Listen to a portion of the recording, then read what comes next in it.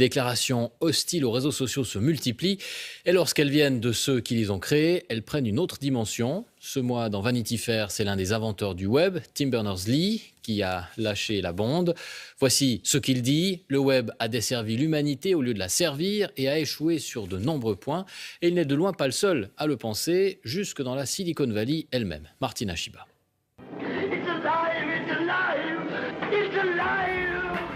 Vous vous souvenez de Frankenstein avec la créature qui échappe à son créateur et qui fait si peur? Eh bien, à la Silicon Valley, c'est un peu pareil. Les créateurs des réseaux sociaux ne likent plus ce qu'ils ont eux-mêmes fabriqué. Tim Cook, patron d'Apple, dans le journal The Guardian en janvier. Je ne veux pas que mon neveu utilise les réseaux sociaux. Jaron Lanier, pionnier de la réalité virtuelle et qui vient de publier 10 arguments pour quitter les réseaux sociaux tout de suite. Je ne peux plus appeler ça des réseaux sociaux. Je les appelle des empires de modification du comportement. Désormais, on assume ouvertement d'avoir manipulé les cerveaux. Tristan Harris, ancien ingénieur de Google. Dans les années 70, quand vous parliez au téléphone, il n'y avait pas des centaines d'ingénieurs de l'autre côté de l'écran qui savaient parfaitement comment fonctionne votre psychologie. Sean Parker, cofondateur de Napster et qui possède des parts de Facebook. Notre réflexion était comment capturer un maximum de votre temps et de votre attention. Pour ça, nous devions vous fournir des pics de dopamine. Par exemple, on a créé des likes sur vos posts pour vous pousser à continuer. Autre exemple, l'autoplay, les vidéos qui partent sans que l'on ait besoin de cliquer. Le but est de provoquer une addiction. Chamath Palihapitiya, ancien vice-président de Facebook. Nous avons créé une machine qui déchire le tissu social. En fabriquant des outils qui sécrètent de la dopamine à répétition et du plaisir immédiat, nous avons détruit le fonctionnement de la société. Signe révélateur, les papes du numérique mettent tous leurs enfants dans cette école Waldorf. Pédagogie, zéro écran, zéro ordinateur, zéro robot. Plusieurs d'entre eux ont d'ailleurs créé un centre de technologie humaine.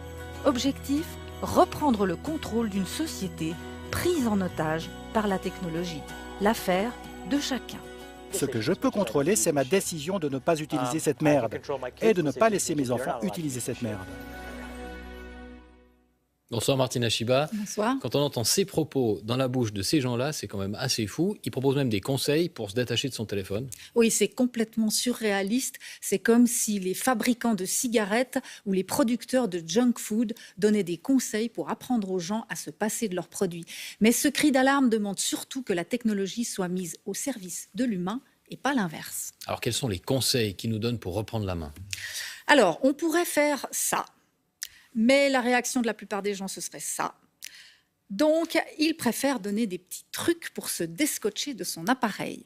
Supprimer les réseaux sociaux, Facebook, Twitter, Instagram, de son portable et ne les utiliser que depuis son ordinateur. Supprimer les notifications. Elles sont en rouge exprès pour attirer l'œil. Ne garder que celles qui permettent de communiquer avec des personnes réelles, donc téléphone, messagerie. Mettre tout en gris. J'ai testé, je vous assure, ça calme parce que les couleurs sont spécifiquement étudiées pour rendre votre écran sexy. Pour ça, il vous suffit d'aller dans Réglages, Accessibilité, modifier l'affichage et filtre de couleurs. Ne gardez sur l'écran principal, sur la homepage, que ce qui est strictement nécessaire. Et enfin, ne pas utiliser le téléphone portable comme un réveil. Trouvez autre chose. Ça évite que ce soit le premier geste en se levant et le dernier geste en se couchant. Alors, dit comme ça, ces conseils semblent un peu basiques, un peu gnangnan, mais essayez déjà de les appliquer. Vous verrez, c'est pas si simple. Allez, courage!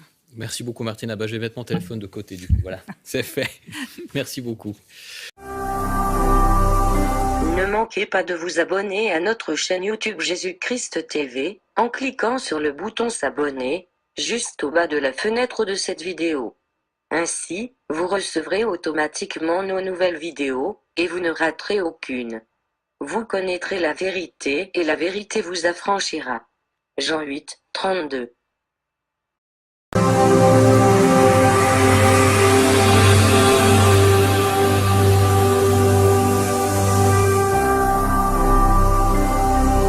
Jésus-Christ TV,